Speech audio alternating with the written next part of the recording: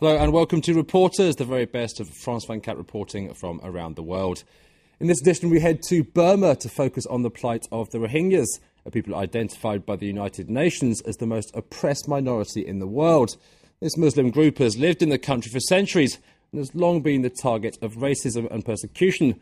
But as Burma seeks to open up to the world, their situation is becoming ever more tragic. Many are trying to flee the country, often to neighbouring Bangladesh, where the revival has been met with hostility. Our reporters Ismail Wolf and Cyril Payen went to meet the Rohingyas and ask who's behind the hatred.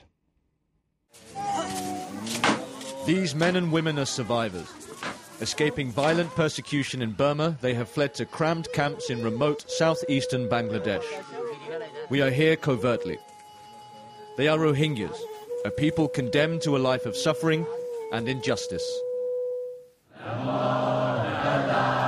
September 18th, 2012, in the suburbs of Rangoon.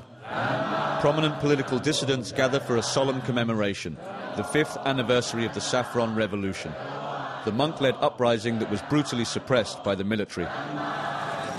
But the heroes of Burma's pro-democracy struggle have a new enemy now, an entire ethnic group. According to the United Nations, the Rohingya Muslims are one of the world's most persecuted minorities. They are the central victims of a bitter sectarian conflict that has been raging in Arakan state for months, and the racial hatred is spreading. We don't like Rohingyas. They are just immigrants, foreigners. They have no place in Arakan. They are not Burmese. And you, what do you think of the Rohingya? They're liars. They started it all. They attacked Buddhists, and now they want to pass for martyrs. There's only one solution: they must leave. Communal violence broke out in June. It has extended throughout Burma's northwest, pitting Buddhist against Muslim, leaving tens of thousands of people displaced. Contempt for the Rohingya is almost universal in majority Buddhist Burma, permeating all walks of life. Even U Win Tin, a former political prisoner and close ally of democracy icon Aung San Suu Kyi, is no exception. They speak the different language, and they are racially different people and different facial expressions, so everything. And they have the different religion. So we have to put Rohingyas in some sort of camp and so on, in the location. They must be separated. Otherwise, of course, there will be another, cover-up of this hostilities among them. Burma is just emerging from decades of military rule, and recent reforms include new press freedoms. But in many cases, national media has in fact helped fuel anti-Rohingya sentiment, including the influential media Group 11, seen as a symbol of progress and the future of Burmese journalism. The foreign media hacks ran a story on that the community virus broke out because the Buddhist monks killed the Bengali, 10 Bengali on the backs. But they didn't say why it happened. Because before that situation, there was an incident that 3 Bengali raped the Arakan girl. The Bengali burned her house by themselves and they ran away because they want the fire, separate to the house of the Arakan. This is what remains of one of Arakan's main cities. This amateur footage offers a glimpse into Burma's far northwest, an area under strict curfew and closed to the outside world. But what really happened, and where are the families that used to live here? There is talk of starvation, murder, rape. Hundreds, maybe thousands dead or missing, an entire community uprooted. We are travelling to the southernmost reaches of Bangladesh, where the Naf River empties into the Bay of Bengal, forming the natural border with Burma. Across the river is Arakan state. Many Rohingya have sought refuge here, adding to the tens of thousands who have fled across the border over the years. But nobody wants them. The Rohingya number over 1 million. All are stateless, with no land to call their own, and little hope for the future.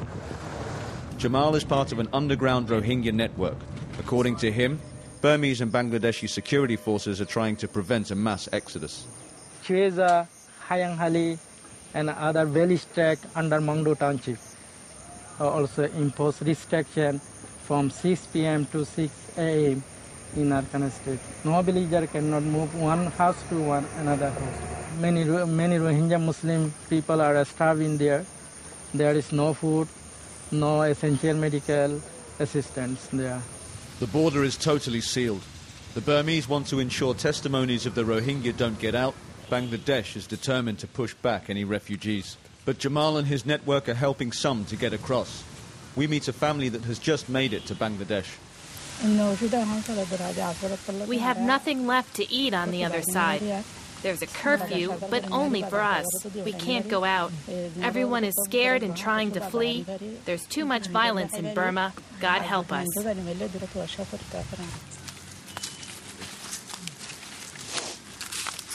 This woman and her 3 children have escaped persecution in Burma. But the treatment they receive in Bangladesh is unlikely to be much better. The Rohingyas are like a disease. They come by the hundreds. They steal our jobs. We don't want them here.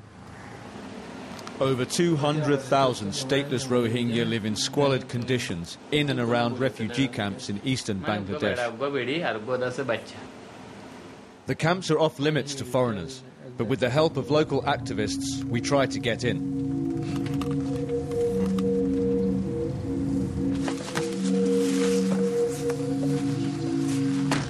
We set off at dawn, on foot. We sneak through paddy fields to avoid being seen, avoiding Bangladeshi army checkpoints.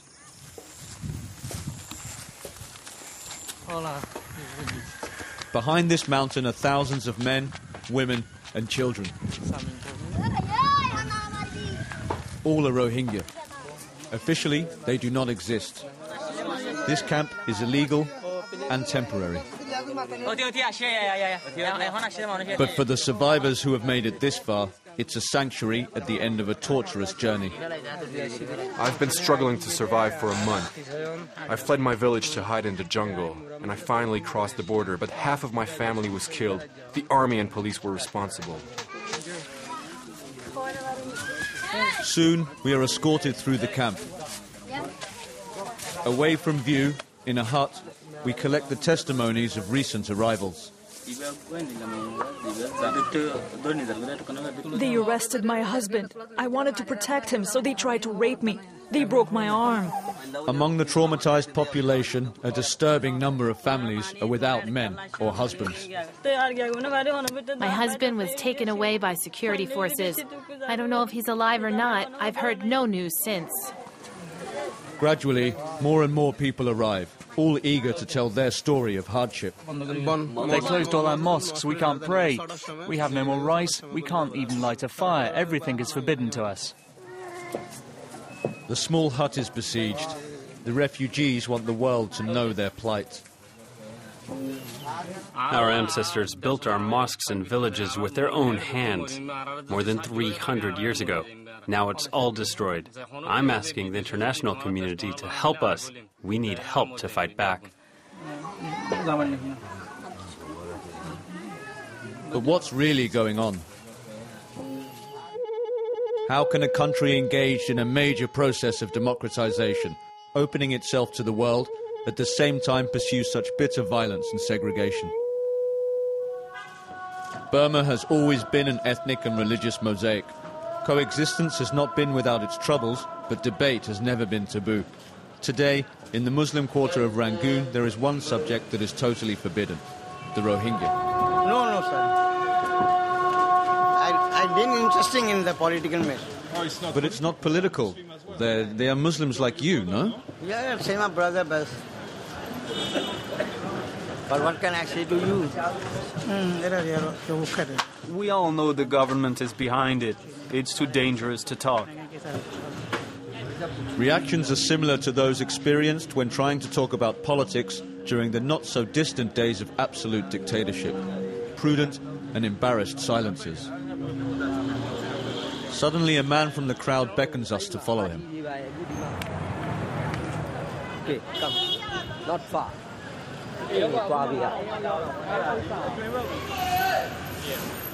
We can't talk in the street. Come with me. It soon becomes clear. The young man is a member of a clandestine Rohingya organization. The message must come out of Burma. You are going to help make the truth known to the outside world. The international community must know what is happening in Arakan right now. He leads us through the city to one of his leaders, whose identity must be protected. These Rohingya people settlement as a homeland within the territories of Burma before 1823. So that's why they are the indigenous races of this country. Actually, this is ethnic complex. Somebody created politically. Can you explain what you mean by somebody? I can explain somebody means some racist people and some local authorities are created this ethnic complex. The Rohingya are descendants of Arab traders who came to Asia more than 1,000 years ago. They have lived in what is modern-day Burma for centuries. But in 1982, the military regime passed a law on nationality that rendered the Rohingya stateless and without the most basic of rights: property, marriage, education. This Rohingya family has been living in Rangoon for 25 years. Nervous, the father's first reaction is to prove his identification papers are in order. The only way to survive here is for them to try to conceal their ethnicity, become Burmanized. The news we've got from our relatives in Arakan is terrifying. They're trapped, they can't move. Not inside Arakan or to escape from it. As for us, it's exactly the same situation. If we try to go there to check what's going on, we won't ever be able to come back to Rangoon. It's hopeless. The people who stand up to this situation are almost as rare as those who oppose the military in the darkest days of dictatorship. But there are some. Like prominent dissident Ugam Bira, now alienated from his friends in the pro-democracy movement for defending the Rohingyas. Even the iconic Aung San Suu Kyi has chosen to stay silent on the subject. It is clear that the government is behind all this violence. As usual, the authorities divide and conquer. This is a strategy of power to contain our new democracy. The problem is that it's a trick against the political opposition too, because they are in the parliament now, and this gives legitimacy for the state's ethnic cleansing. Alienated by blind hatred, indifference or silence, the Rohingya are one of the world's most persecuted minorities. And until that changes, their children will continue to be born with no land, no future, and no hope. We can talk now to the France 24 correspondent behind that report, Cyril Payan. Thanks for coming in, Cyril. Since you filmed that report, the situation of the Rohingyas has got worse, really. Yeah, and the key question is the capability of or the will of the government and the Burmese authorities to contain the violences, because it's spreading. It's been the case for nearly 6 months now, and it's really spiraling with no ending. Then we have again Arakan State, which is again very remote in the northwestern part of Burma, extremely far from everything on the Bangladesh border, is cut off from the outside world. We have no news. It's under very strict curfew. We have reports of hundreds of thousands of people trying to cross the border again. So this is the same story on and on with no end outside. The report leaves us in little doubt about the level of desperation the Rohingya are suffering from. They have, however, been in Burma for a long time. They're a well-established community. How do you explain this level of persecution, this level of stigmatization? It's extremely difficult to explain with regards of what we know about Burma, which is composed of at least 135 ethnicities. There is all the old confessional people, Christian, Buddhist, predominantly Buddhist, and now we have this surge of violences with no clear explanation, saying that the Rohingyas have always been seen as foreigners because they are ethnic Bengalis from Bangladesh, and they have been, of course, living for many of them for generations in Burma. But they have, in time of crisis, they have always been pinpointed and targeted as the foreigner and the problem. So it's maybe the case now. Cyril, one of the most striking things we saw in your report is the failure of fellow Burmese Muslims to speak out in defence of the Rohingya. How do you explain that?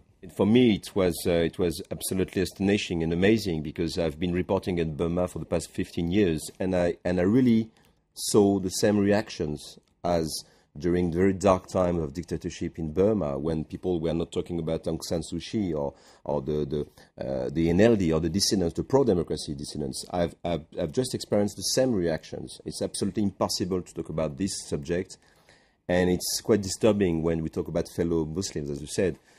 They just believe there is an invisible hand, so, well, they mean that the government is behind, and they say it's out of touch for us, so we can't do anything. So, what we think about this, and they say, of the record, is that it was the government just using the Rohingyas again to divide, to better ruling. So it's a big blow to this democratization process we are seeing now in Burma.